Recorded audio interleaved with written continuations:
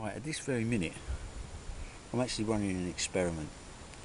I've had some windshields made for my camera. If you can see what was going on here, I think you'd be quite impressed.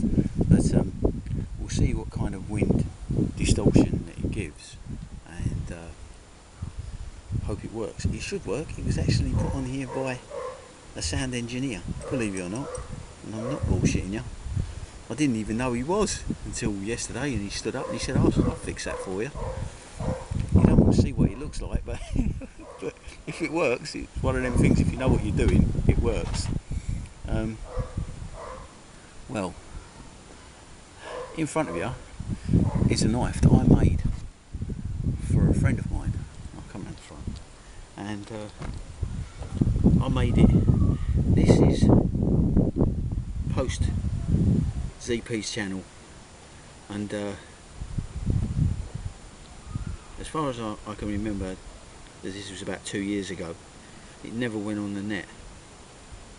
I did later on show people how to do this weaving, and there's 20 foot of paracord on there, and it's very handy for sticking things, and as you can see, acts like a bit of a hedgehog. You can stick anything in here and it will stay. It's the ferrocene rod. It just slips in there and it's nice and tight. It's not going to come out there, never will. But this knife was one that I made. Was going to put a handle on it, and he didn't want it. He said no. He said I want paracord on it. He said I want as much paracord on this as possible. As you've got loads of paracord on there, put loads of paracord on the handle. So you all know I am not very good. Well, I can whip and wrap, but I'm not very good with these fancy knots, and my wife is. So I asked my wife if she would paracord the grip of this, and she did. Now this has been on here I think about 2 years. And as you can see, it's a file knife. It's not that great to look at, but he wanted it left this oil blue colour when it came out of the forge, and he just wanted it sharpened, which is what I did. This is razor sharp. The guy is a bit of a, I don't know, he collects razors, and he likes them all sharp, and he maintains them all, makes sure that they're all, you know, razor sharp. So this is what he does with these, and this is razor sharp. It's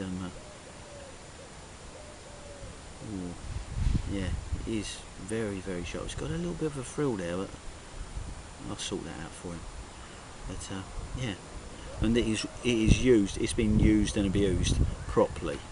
So over the last 2 years, and there's not a mark on it. It's gorgeous. It's quite thick. It's made, as I say, it's made out of a foil. Make no excuses for that. But this is. And when he got it, I said, don't stick it in a drawer and not use it. And he's a bit of an outdoorsy person anyway, and he has used it. Fair play to him. But I made him another knife.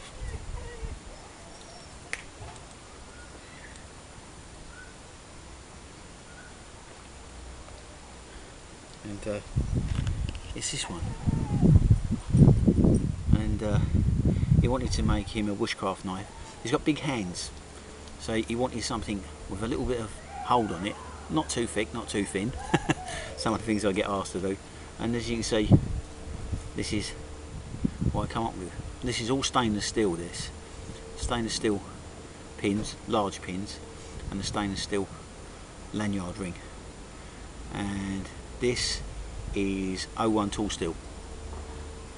It was made from a piece of 01, not a file or anything like that, from a genuine piece of 01 tool steel. The guy went and bought for me.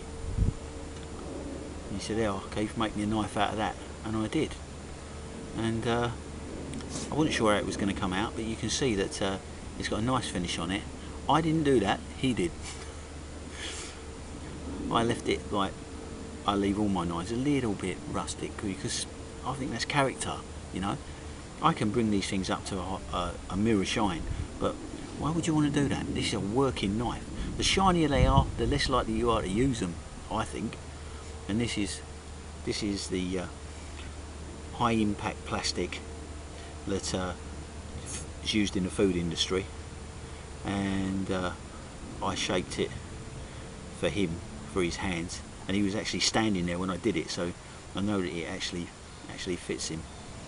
And it's a bit thick at the end for me. I'd rather like taper it right down, but he didn't want that. He wants to be able to stick his big meaty thumb in there and push. So there you are. These are Matt's 2 knives, my friend, and just thought I'd show you. He brought them round. I think he wants them to go on the channel because he was the first person to subscribe to my channel, and he's never let me down. He was always watching, even when I had like 2 views. One of them was his. And this is like a sort of tribute to him, because for being so loyal, really. But yeah, so he's that knife and this knife are on there. Now this is one of the first bottle sheaves that were made. I didn't make this, he did, and as you can see, it's quite sturdy, and that fits in there. Won't win any beauty contests, but it sure will do the job. And that hangs around his neck, as it is a necker. It's not a very heavy knife at all. I don't know what he weighs, but it's not a lot. This one, as I say, this is quite a meaty piece of kit, and the more I hold it and the more that I see it's held up, the more I like it, if you know what I mean. Yeah, it's a really two knives that I made prior to coming on YouTube. This I made only a couple of months ago, and I showed that it was made, but he likes the lollipop kind of thing in it, and he pestered me to carve my initials into it, which I didn't want to do because I knew that this stuff is really hard acrylic. It's a, oh dear, it is a complete bad boy to drill and do anything to. So, but there you are, and goes in there, and that's his pride of place. So 2 knives from ZP that never went on the net. Hope you enjoyed it. Thanks for watching. See you later.